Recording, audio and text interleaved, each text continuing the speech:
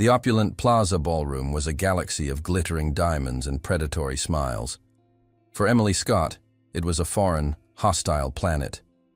She clutched her small, worn handbag like a shield, feeling the weight of 100 judgmental stares on her simple, off-the-rack dress.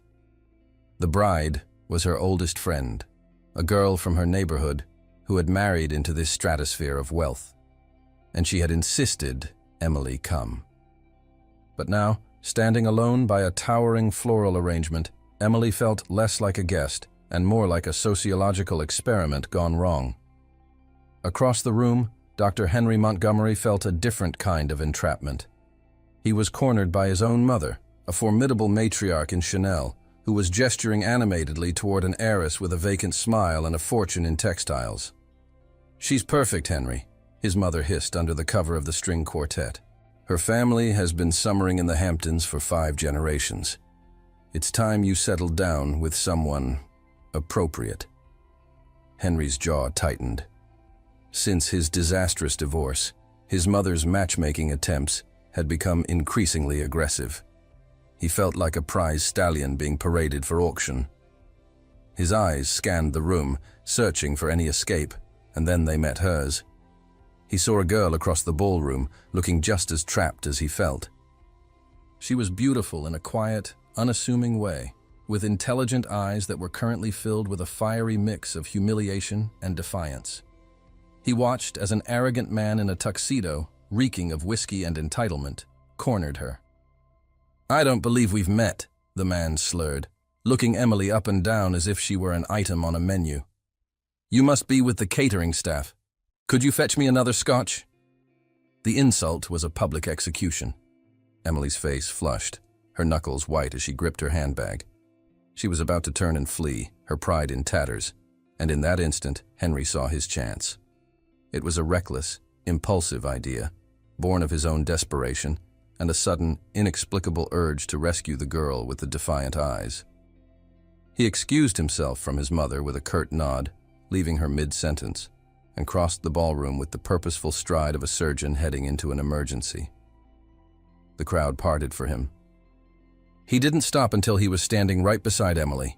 He completely ignored the arrogant guest, his entire focus on her. He leaned in, his voice a low, conspiratorial whisper that was for her ears only, a secret shared in a room full of strangers. "Pretend to be my wife." Emily stared at him, her mind reeling. It was Dr. Henry Montgomery, the billionaire neurosurgeon, a man she had only ever seen in magazines. "What?" she breathed. "Play along," he murmured, his eyes glinting with a dangerous, thrilling light. "I'll make it worth your while." Before she could protest, he took her hand, his grip warm and firm. He turned to face his stunned mother and the approaching heiress, pulling Emily gently to his side. "Mother," he said, his voice smooth as silk and projecting just enough for those nearby to hear. "I'd like you to finally meet my wife, Emily. We were hoping to keep it a secret a little longer, but I suppose there's no time like the present." A collective gasp rippled through the immediate vicinity. The arrogant man who had insulted her stared, his mouth agape. Henry's mother looked as if she had been struck by lightning. Henry smiled, a dazzling, charming smile that was pure performance. He brought Emily's hand to his lips and kissed her knuckles, his eyes never leaving hers. "Darling," he said, his voice a low caress. "I believe they're playing our song." For the rest of the night, they were a whirlwind of convincing fiction. He never left her side, his hand always resting on the small of her back, a gesture of possessive intimacy that sent shivers down her spine. He whispered witty observations in her ear that made her laugh, a real, genuine laugh that surprised them both. They danced, and in his arms, she felt a sense of safety and belonging that was utterly intoxicating. The chemistry between them was a palpable electric current, confusing and thrilling them in equal measure. At the end of the night, he escorted her to the hotel's grand entrance, away from the prying eyes. The fantasy was over. "You were convincing," he said, his voice back to its cool, professional tone, though his eyes still held a flicker of the night's warmth. "You're not a bad actor yourself, Doctor," she replied, her heart still pounding. He reached into his jacket and handed her a slim black business card. "I'll be in touch," he said. And with that, he turned and disappeared into a waiting black car, leaving her standing on the curb, the cool night air a stark contrast to the heat that still lingered on her skin where he had touched her. She looked down at the card in her hand, her mind spinning. What in the world had just happened? Hey, before we move on to the next chapter, I want to send a special shout-out to our amazing listeners who are always here on the channel: Elizabeth from South Africa, Carolyn from the Pacific Northwest, and Marion from London. Thank you for always being so active here. And what about you? Where are you listening from right now? Drop it in the comments, and maybe in the next story, your name will be featured too. Let's continue. The week after the wedding was a return to the harsh, gray reality of Emily's life. The memory of the glittering ballroom, of Henry's hand on her back, felt like a fever dream. She worked double shifts at the diner, the scent of grease and stale coffee, a stark contrast to the memory of champagne and his expensive cologne. Her mother had a bad turn, and a new, terrifying pile of medical bills had arrived, each one a paper and ink monster threatening to devour what little they had left. She was in the middle of a lunch rush, balancing a tray of plates, when the diner fell silent. It was the same phenomenon she had witnessed at the wedding, the sudden collective hush that announced his arrival. Dr. Henry Montgomery stood in the doorway, dressed in a dark, impeccably tailored suit that made him look like a king who had wandered into a peasant's hovel. His eyes scanned the room, bypassing the starstruck patrons, and landed directly on her. He walked to the counter, his presence so powerful it seemed to bend the air around him. "Miss Scott," he said, his voice a low, calm command that cut through the diner's clatter. "I believe we have some business to discuss." He waited while she handed off her tray to a wide-eyed co-worker, then led her to a quiet corner booth. He didn't waste a moment on small talk. "I've taken the liberty of looking into your situation," he began, his tone crisp and clinical. It was a chillingly casual admission of the depth of his resources. "Your mother's congestive heart failure, the mounting debt from her previous hospital stays, your 2 jobs, which are still not enough to cover the cost of the medication she needs." He laid out the grim reality of her life, as if he were reading a patient's chart. Emily felt a flush of shame, of anger. He was dissecting her desperation. "I am proposing a formal arrangement," he continued, his gray eyes intense, analytical. "A 1-year contract. You will perform the duties of my wife in a public-facing capacity. You will attend corporate and social events. You will maintain the illusion we created at the wedding." He paused, letting the weight of his next words land. "In exchange, I will settle every one of your family's debts, immediately. Furthermore, your mother will be transferred to a private room at Montgomery General. She will be under the care of the best cardiac team in the country. Every test, every procedure, every medication, all of it will be covered. She will want for nothing." It was a miracle, a lifeline thrown into the churning, dark waters that were about to pull her under. It was everything she had been praying for, but she knew, with a sickening certainty, that there was a catch. A man like Henry Montgomery did nothing without a reason, without a safeguard. "Why?" she asked, her voice barely a whisper. "Why me?" "You are pragmatic," he stated simply. "You are intelligent, poised under pressure, and you have a clear, powerful motivation to see this contract through to its conclusion. You are a predictable variable in an otherwise chaotic world." He leaned forward slightly. "And because my last marriage taught me a valuable lesson, love is a liability. Emotions are a variable I will not entertain again." He slid a sleek, impossibly thin tablet across the table. "The contract is all there." Her hands trembled as she took it. She scrolled through the dense legal text, the non-disclosure agreements, the public appearance schedules, and then she saw it. Article 11. The heading was stark and chilling. Emotional Attachment Termination Clause. She read it, her blood running cold. The clause stipulated, in clear, unambiguous legal terms, that the contract was contingent on the relationship remaining a purely transactional performance. If either party were to develop genuine romantic feelings or emotional attachment for the other, they were contractually obligated to confess these feelings immediately. Upon such a confession, the contract would be instantly terminated. All future financial benefits, including the ongoing medical care, would cease. It was a trap, a beautifully engineered, diabolical trap. He had created a game where the only way to win was to lie, but he, a man who hated lies, had made honesty a condition. If she fell for him and was honest, she would lose everything. If she fell for him and lied, she would become the one thing he despised. "This is impossible," she breathed, looking up at him, her heart pounding. "It's a punishment for having a heart." "It's a safeguard," he corrected, his voice as cold and sharp as a scalpel. "I do not deal in emotional variables, Miss Scott. This is a business arrangement. My terms are absolute." She looked at his face, a mask of cool, detached control. Then she thought of her mother, of her tired, worried face, of the mounting bills that kept her awake at night. She had no choice.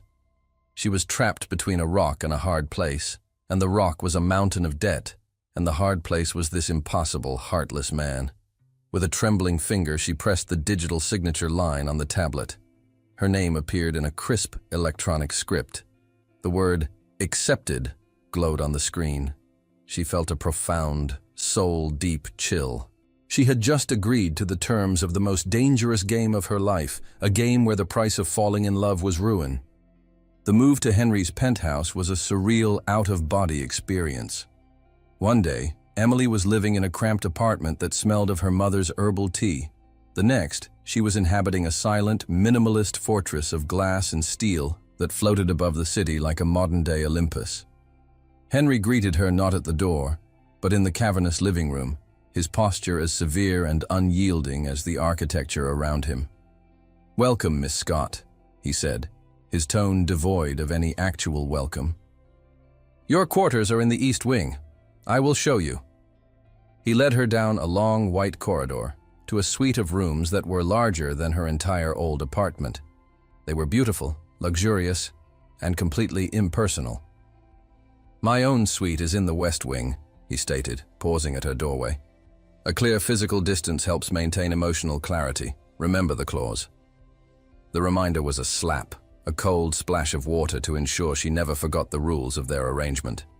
Her first official duty as Mrs. Montgomery was a fundraising dinner for the hospital, held just 2 nights later. The transformation was dizzying. A team of stylists, summoned by Henry, descended upon her, armed with designer gowns, diamond jewelry, and makeup kits. They sculpted her into a new person, a creature of high society she didn't recognize in the mirror. When she emerged, Henry was waiting. He was dressed in a flawless tuxedo, looking impossibly handsome. He looked her up and down, his gray eyes conducting a clinical head-to-toe assessment. "Acceptable," he said, the single word of approval delivered with the emotional warmth of a lab report. But as he escorted her to the car, his hand resting on the small of her back, she felt a subtle tremor in his fingers. The contact, meant for the benefit of his driver, was a jolt of electricity that betrayed his cool facade. At the event, he was a master performer. He was the devoted, charming husband, his hand always possessively on her, his smile dazzling. He would lean in to whisper a witty observation in her ear, his breath warm against her skin, making her shiver. He would touch her arm, her shoulder, her hand, each touch a perfectly executed part of the act, yet each one sending a confusing, thrilling jolt through her. Their performance was flawless, so convincing that even they seemed to get lost in it. The most difficult moment came when his mother approached, her eyes sharp and critical. "Well, Henry," she said, her gaze raking over Emily, "you certainly are full of surprises." "Emily is the best surprise of my life," Henry replied smoothly, pulling Emily closer and pressing a soft, lingering kiss to her cheek. The gesture was for his mother's benefit, a public display of affection. But his lips were warm, his touch gentle, and for a fraction of a second, Emily's eyes fluttered shut. She felt something, a genuine, undeniable spark, and she knew, with a terrifying certainty, that he had felt it too. The ride back to the penthouse was thick with a new, unspoken tension.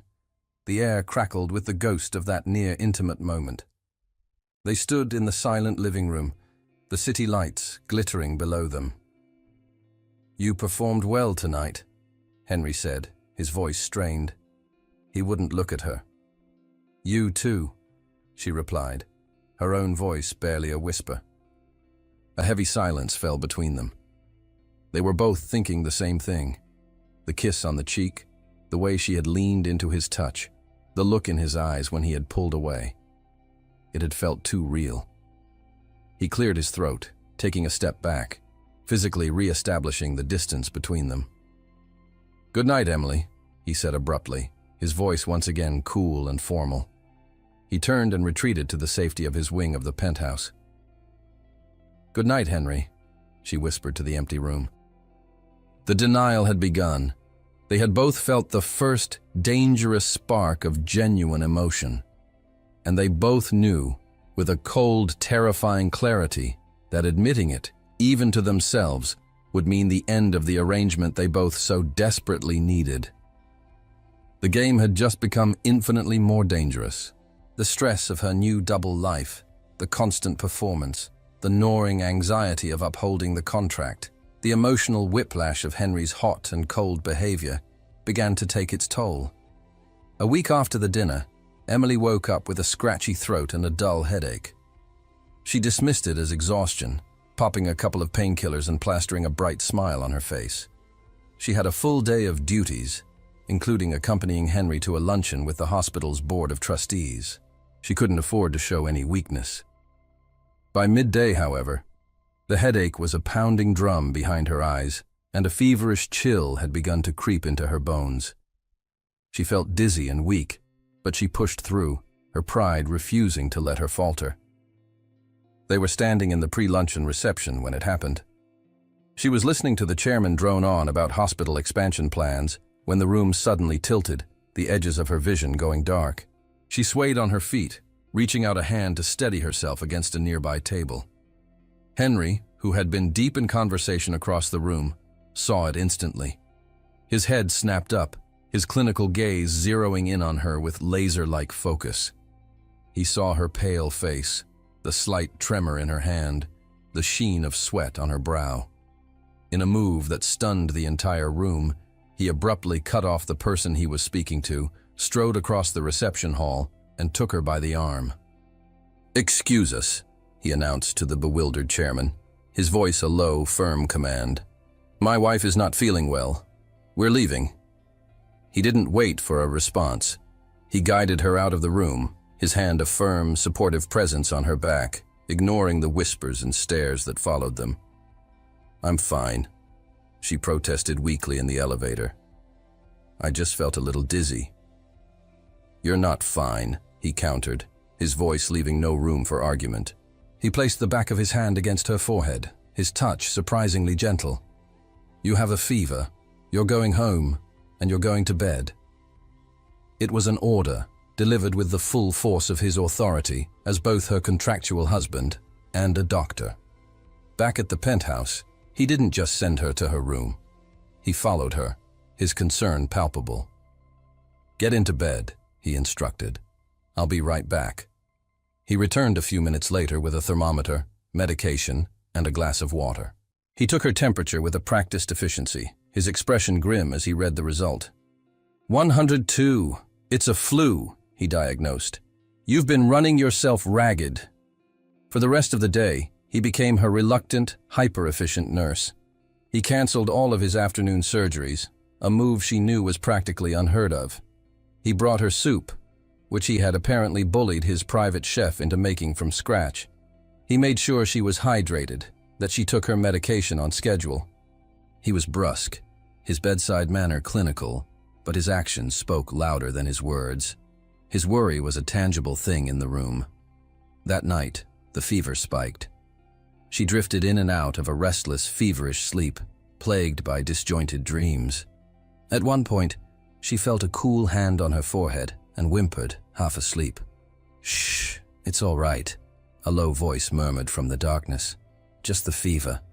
She cracked her eyes open to see Henry sitting in the chair beside her bed, a dim lamp casting long shadows across his face. He was watching her, his expression unguarded in the darkness. "You're still here," she mumbled, her voice thick with sleep. "I'm here," he confirmed softly. He reached out to check her temperature again, his hand cool and steady on her hot skin. As his hand rested on her forehead, his thumb, in a slow, unconscious gesture, stroked her temple. It was a simple, soothing motion, a gesture of pure, unthinking tenderness. It was not the action of a doctor with a patient, or a man fulfilling a contract. It was an act of genuine care. He seemed to realize what he was doing at the same moment she did. He snatched his hand back as if he had been burned, a look of shock and self-reproach flashing across his face. He stared at his own hand, then at her, his jaw tight with a sudden, fierce irritation, an irritation directed entirely at himself.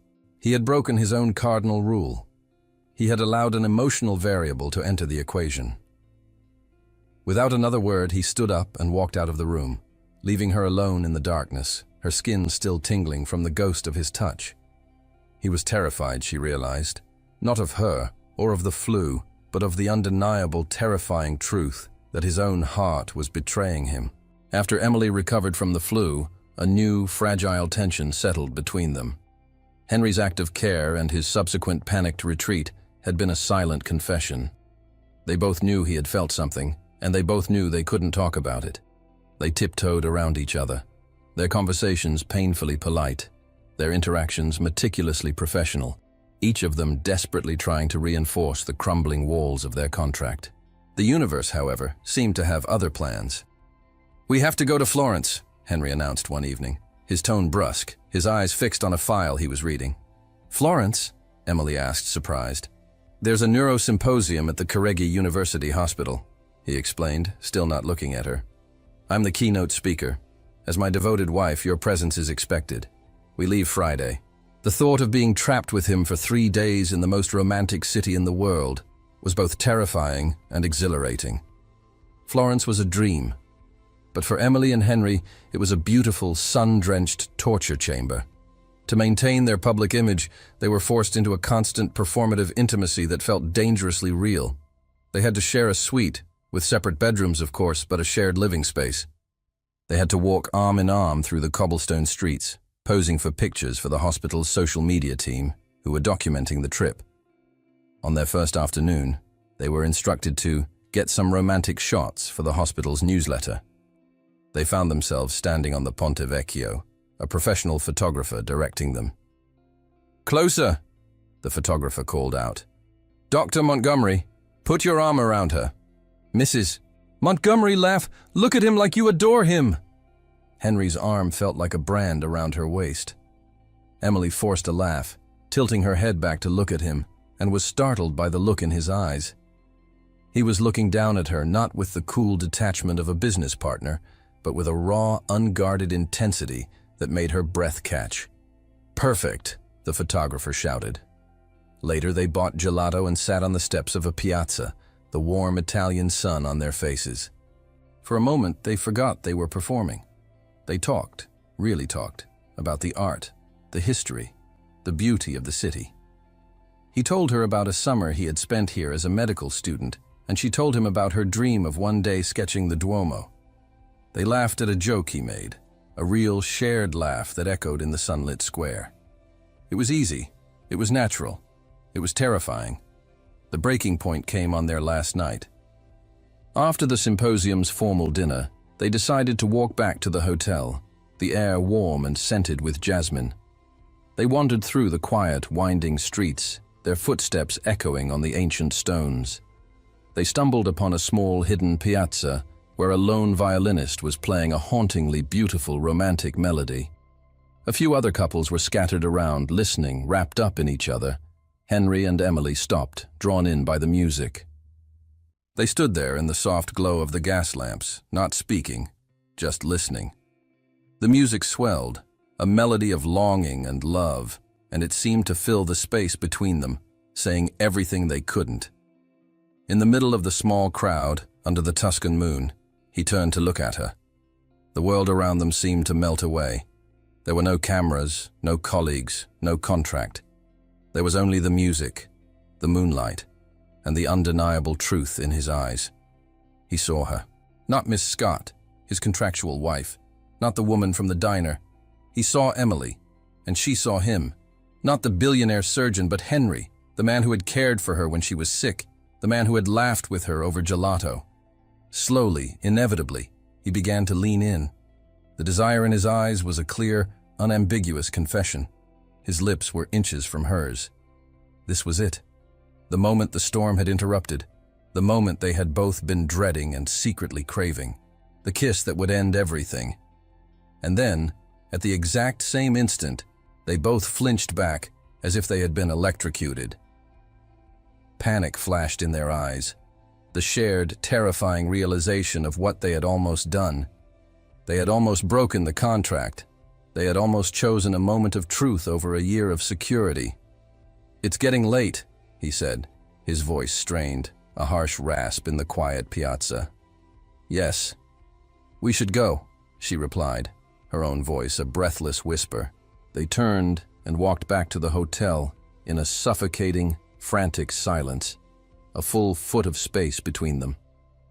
Each was trapped in their own private terror, horrified not by the man-made rules of their contract, but by the undeniable, uncontrollable laws of their own hearts. Are you enjoying this story? Don't forget to hit subscribe and help us grow. Thank you for being here. The flight back from Florence was a study in silent, agonizing tension. Henry and Emily sat side by side, a chasm of unspoken words between them. The near kiss in the piazza had shattered their fragile truce. The denial was no longer possible. They both knew the truth, and the knowledge was a dangerous, volatile substance that threatened to explode at any moment. They returned to the penthouse and to their respective wings, the physical distance a welcome, if inadequate, shield. They avoided each other for 2 days, communicating only through terse professional text messages. The explosion came not from within, but from the outside world. On the 3rd day, Emily was scrolling through a news feed on her tablet when a headline made her blood run cold. "The Ice King's Meltdown, My Life with Dr. Heartless," by Catherine Sterling. It was an exclusive excerpt from the tell-all memoir of Henry's ex-wife. With a trembling hand, Emily clicked the link. The article was a masterpiece of character assassination. Catherine painted Henry not just as a neglectful husband, but as a cold, unfeeling monster. She twisted his dedication to his work into a pathological obsession, his need for privacy into a sinister secrecy, his quiet nature into a cruel, emotional withholding. She detailed fabricated arguments, twisted private moments into public grievances, and portrayed herself as the loving, long-suffering victim of a man incapable of human emotion. The article was a viral sensation. The comments section was a cesspool of vitriol directed at Henry. Sociopath, narcissist. He saves lives but destroys them at home. Emily felt a white-hot rage build in her chest. It was a lie, all of it. The man she described was a caricature, a villain from a cheap novel. He was not the man who had laughed with her in Florence, or the man who had gently placed a cool cloth on her forehead in the middle of the night. She found Henry in his study. The room was dark, save for the glow of the city lights outside the massive window. He was standing by the bar, a half-empty bottle of whiskey on the counter, a glass in his hand. He was staring out into the darkness, his posture rigid with a pain that was almost a physical presence in the room. "Henry," she said softly from the doorway. He didn't turn. "You shouldn't be here," he said, his voice a low, rough rasp. "Go to your room." "I read the article," she said, ignoring his command and walking further into the room. "It's all lies." He let out a short, bitter laugh. "Is it? A cold, unfeeling man who uses contracts to manage his relationships. Sounds about right, doesn't it?" "No," she said, her voice firm. She walked over to him and gently took the whiskey glass from his hand. placing it on the counter. "She doesn't deserve your pain, Henry. She's not worth it." He finally turned to look at her, and the raw, unguarded agony in his eyes made her heart ache.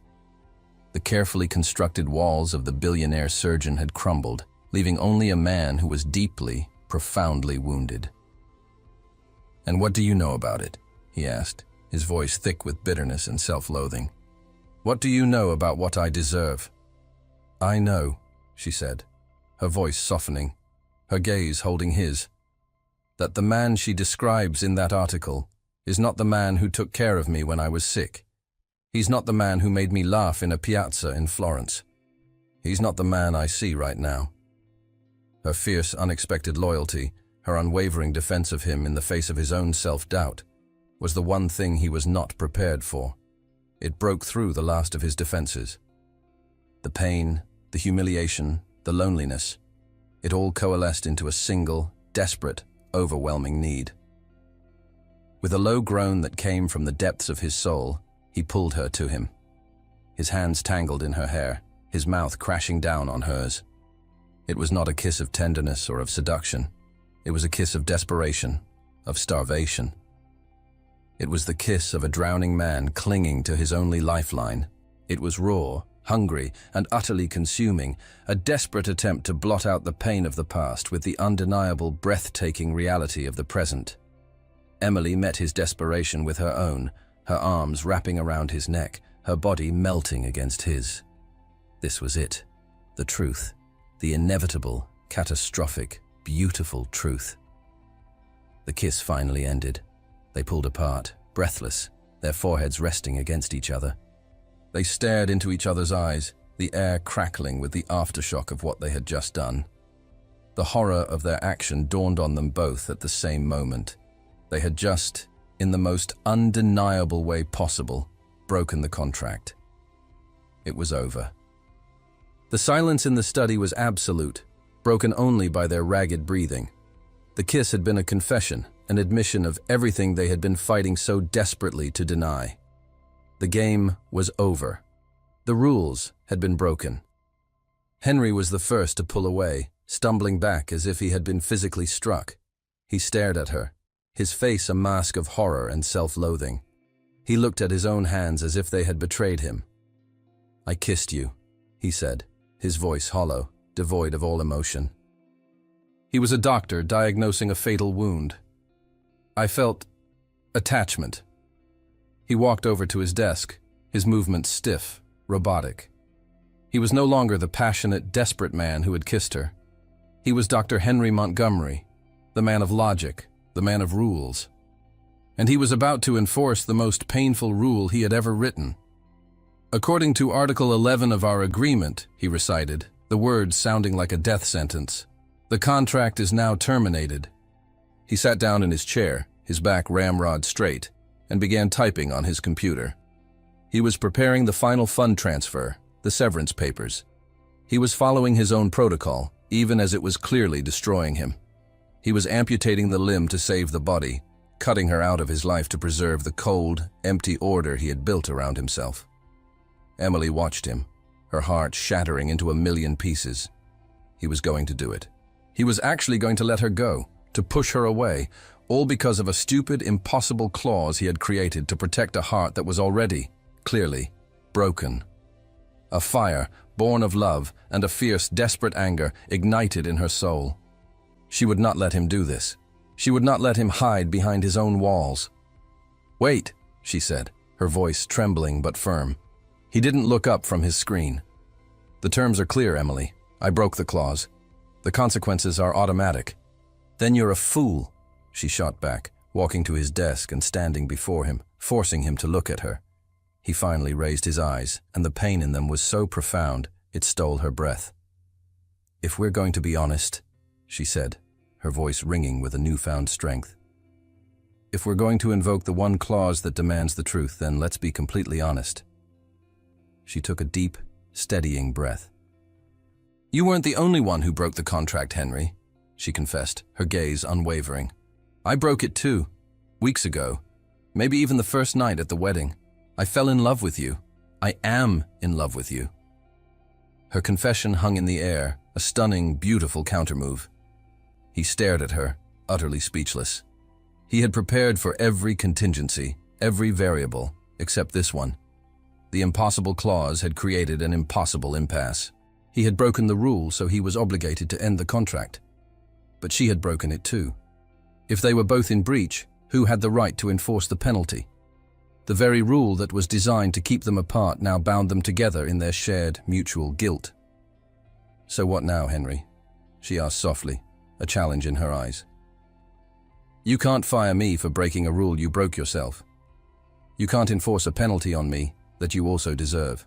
Your perfect, logical, emotion-proof contract, it has a loophole." He looked from her defiant, loving face to the termination papers on his screen. His entire world, a world built on rules and control, had just been turned upside down by the one variable he had refused to entertain. He was a genius, a master of logic. But in that moment, faced with the beautiful, illogical, and undeniable truth of their shared love, he had absolutely no idea what to do. The mutual confession left them in an impossible suspended state. The contract was broken, yet it couldn't be enforced. They were bound by the very rule that should have torn them apart. The air in the penthouse, once charged with unspoken tension, was now thick with an agonizing spoken truth they had no idea how to navigate. They spent the next 2 days as ghosts in the magnificent apartment, avoiding each other, lost in their own confused thoughts. The foundation of their relationship, the contract, was gone, and they were free-falling without a net. Finally, it was Emily who broke the silence. She found Henry in his study, staring out the window, looking just as lost as she felt. "I have to go," she said, her voice quiet but firm. "I can't stay here like this, Henry. Not in this limbo. The contract is broken. The reason I'm here is gone. I need to think. I need space." He turned to face her, his expression etched with a pain that mirrored her own. He wanted to argue, to tell her to stay, but he had no right. He was the one who had written the rules. "I understand," he said, his voice rough. Leaving the penthouse felt like tearing a part of herself away. She returned to her old, modest apartment, which her mother had been keeping up. The debts were gone, her mother's health was secure, the practical reasons for the contract were fulfilled. But her life, which should have felt free and unburdened, now felt empty, colorless. The silence in her small apartment was a hollow ache, a stark contrast to the charged, meaningful silence she had shared with Henry. Henry, meanwhile, was adrift in his own cold, empty fortress. The penthouse, once his sanctuary of order and control, was now a monument to his failure. Her absence was a physical presence, a void in every room. He would walk past her door and feel a pang of loss so sharp it was like a physical blow. He had built a world to protect himself from emotion, and now he was drowning in it. He had lost. He had tried to control love, and love had shattered his perfect, logical world. A week after Emily left, his mother Eleanor arrived at the penthouse for their scheduled weekly dinner. She found him in his study, a glass of whiskey in his hand, staring at a blank wall. The house was immaculate, but it felt dead. "Good heavens, Henry," she said, her sharp eyes taking in his disheveled appearance, the emptiness in his eyes.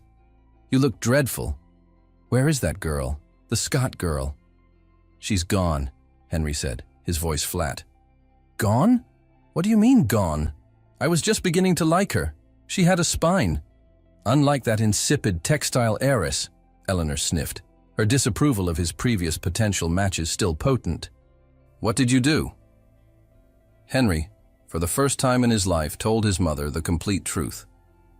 He told her about the contract, the impossible clause, the kiss, the mutual confession, and Emily's departure. Eleanor listened, her expression unreadable. When he finished, she was silent for a long moment. He expected a lecture, a told-you-so about the folly of getting involved with someone from a different world. Instead, she let out an exasperated sigh. "You, my son," she said, her voice surprisingly gentle, "are a brilliant, brilliant idiot." She stood up and walked over to him. You create a ridiculous, self-sabotaging rule to protect yourself from getting hurt.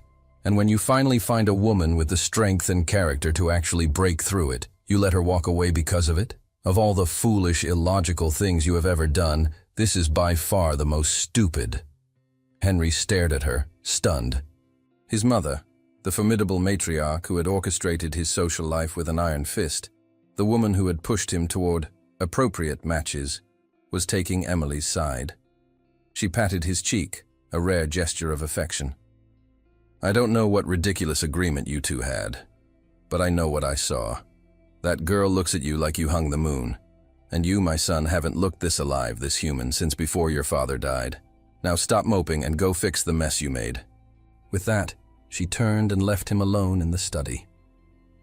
Her words, the most unexpected blessing, the most surprising validation, were like a key turning in a lock he didn't even know was there. A few minutes later, Eleanor, from the privacy of her car, made a phone call. Emily, my dear, she said, her voice warm and conspiratorial. It's Eleanor Montgomery. I do hope I'm not disturbing you. I'm calling because my son is being an idiot, and I believe you are the only one who can fix him. Eleanor's phone call left Emily stunned. The woman she had viewed as a formidable, judgmental obstacle had just become her most unlikely ally. The conversation was brief, but Eleanor's message was clear. My son is miserable without you. Go get him. But Emily knew it wasn't her move to make. She had confessed her feelings. She had shown him her heart. The next step, if there was to be one, had to come from him. He had to be the one to choose to break his own rules, to step out of his fortress of logic and into the messy, unpredictable world of real emotion. Meanwhile, Henry was a man unmoored. His mother's words had stripped away his last defense, the cold, hard logic of the contract.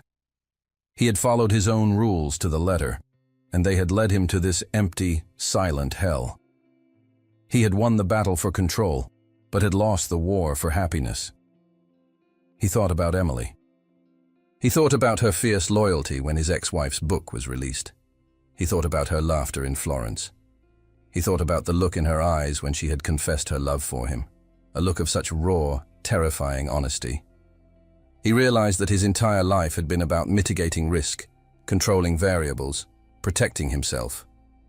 But the greatest risk, he now understood, was not in loving and getting hurt. The greatest risk was in never loving at all. He couldn't stand the silence of the penthouse for another second. He grabbed his car keys and drove, with no destination in mind. He found himself, an hour later, parked across the street from the small, unassuming diner where he had first presented her with the contract. He watched the waitresses bustling inside, the steam fogging up the windows. It felt like a lifetime ago. He saw her. She was sitting alone at a small table by the window, a cup of coffee cradled in her hands, staring out at the street with a sad, distant look in her eyes. She looked beautiful and fragile and completely out of his reach. For a long moment, he just sat there, his heart pounding. He was terrified. He, Dr. Henry Montgomery, who could hold a human brain in his hands without a tremor, was terrified of walking across the street and speaking to a waitress. Taking a deep breath, he got out of the car. He walked into the diner, the bell above the door chiming, announcing his arrival just as it had before. She looked up, and her eyes widened in surprise. He walked to her table and sat down in the chair opposite her. He didn't speak, just looked at her, taking in the sight of her, memorizing the curve of her lips, the intelligence in her eyes. "You were right," he said finally, his voice raw and quiet. "I was a fool. I built a fortress of ice around myself to protect me from a pain that happened years ago, and I didn't even realize I was freezing to death inside it." He reached across the table, his hand hovering over hers, not daring to touch her without permission. "And then you came along. You didn't try to break down the walls. You just brought so much warmth and light that you melted them from the inside out. I'm terrified, Emily. I'm terrified of feeling this much for someone. But I've learned in the last week that I'm much more terrified of the thought of living the rest of my life without you." He slid a document across the table. It wasn't a contract. It was a single, first-class, open-ended plane ticket. To anywhere in the world.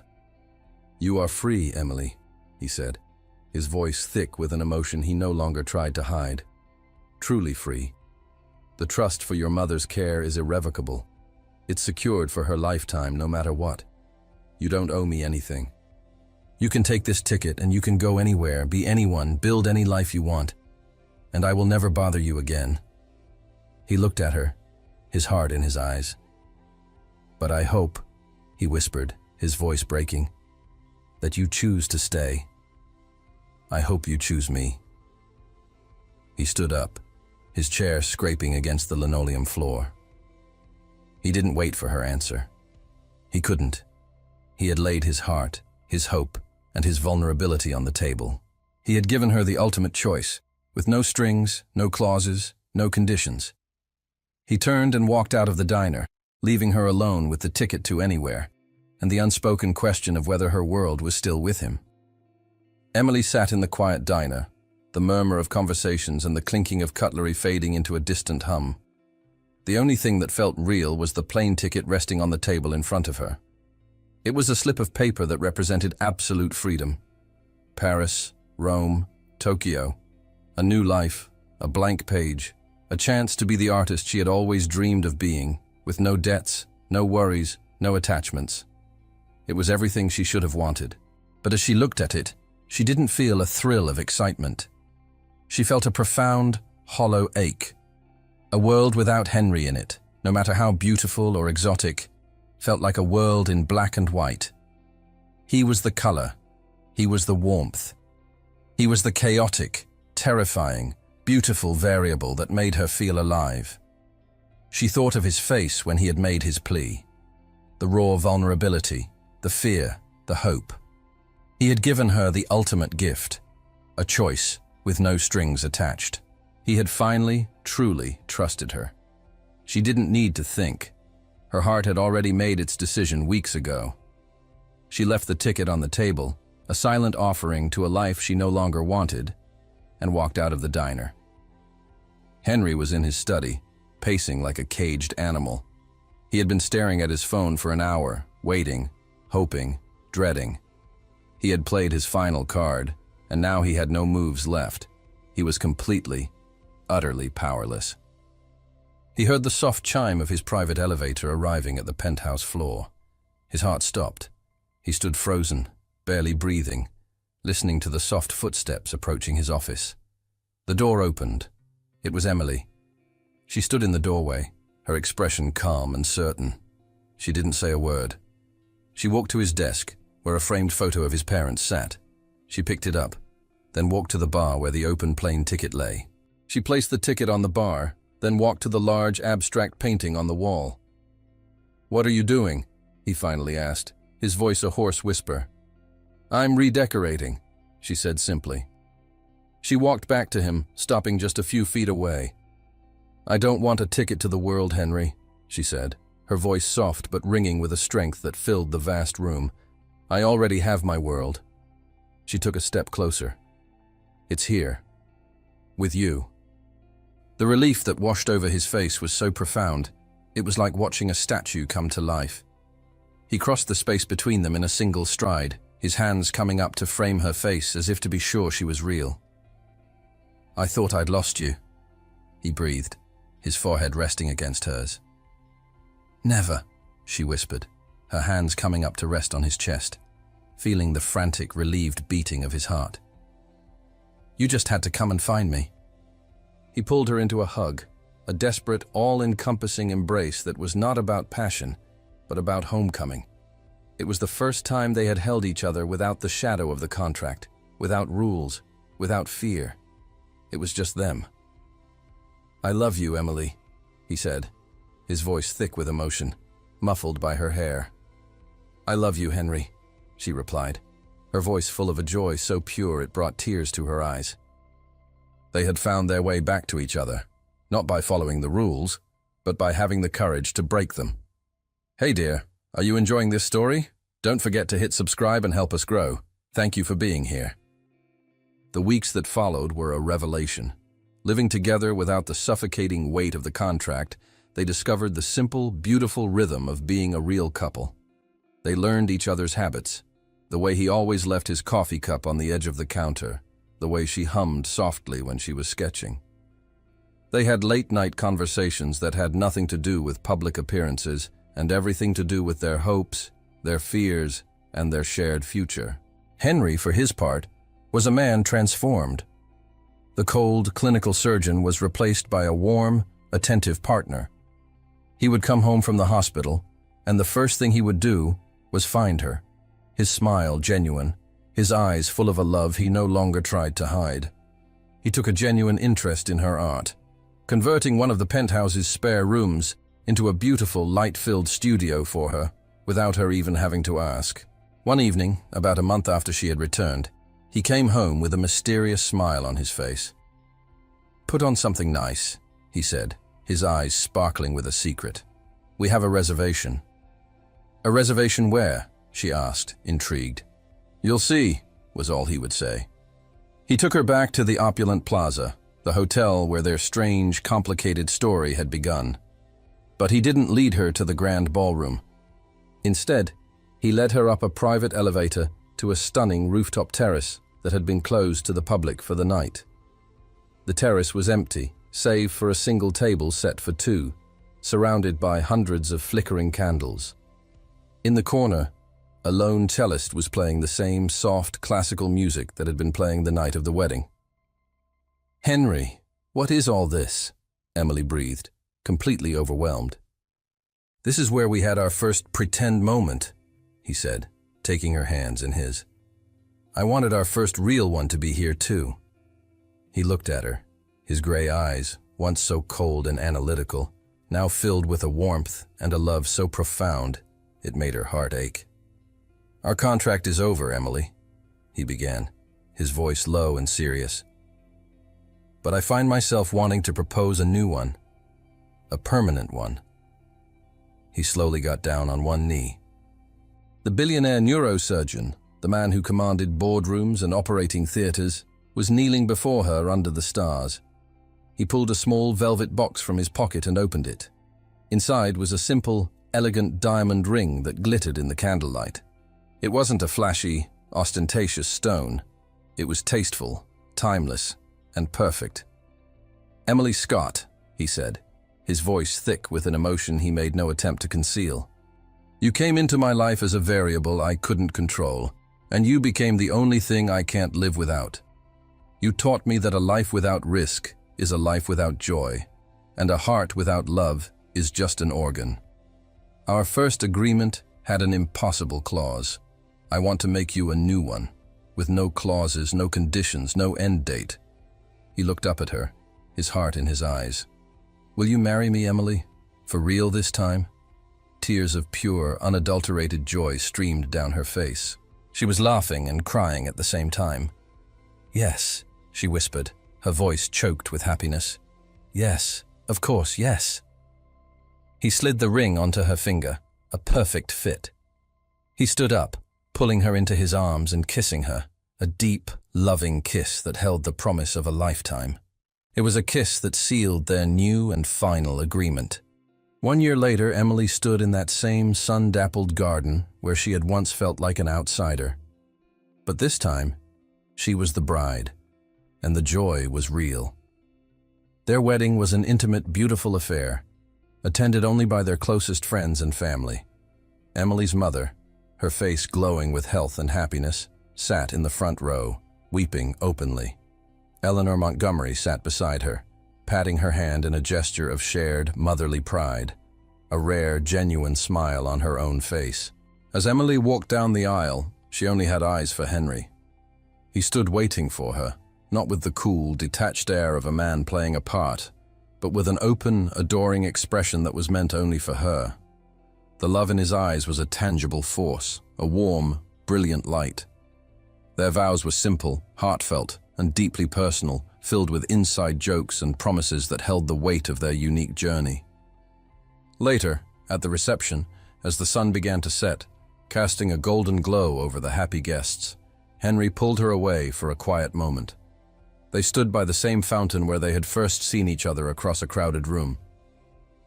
"I have something for you," he said, a mischievous glint in his eye. He reached into the pocket of his tuxedo and pulled out a small, folded piece of paper. It was a cocktail napkin from the hotel bar. "Our final contract," he said, handing it to her. She unfolded it. On it, he had written a single sentence in his sharp, decisive handwriting. The final clause, Party A, Henry, and Party B, Emily, hereby agree to break the emotional attachment termination clause, joyfully and with extreme prejudice every single day for the rest of their lives. Below it were 2 lines for signatures. Emily laughed, a sound of pure, unadulterated joy that echoed in the twilight. "This is the best contract you've ever written," she said. He produced a pen from his pocket. "Shall we make it official?" They leaned against the fountain, using the cool marble as a makeshift desk, and signed their names on the napkin. He took it from her, folded it carefully, and placed it back in his pocket, close to his heart. "Binding for a lifetime," he said, his voice full of a love so deep it was bottomless. He pulled her into his arms and kissed her, a slow, sweet kiss that held all the promises of their future. Their story had started with a lie whispered in a crowded room, a game of pretend with impossible rules. But it had ended here, with a truth written on a napkin, a testament to the beautiful, undeniable fact that the best rules are the ones that are broken by love. And that's the end of today's story, my dear. If you enjoyed it, don't forget to subscribe, leave a comment telling me what you thought, and share it with a friend. Thank you for keeping me company. See you in the next story.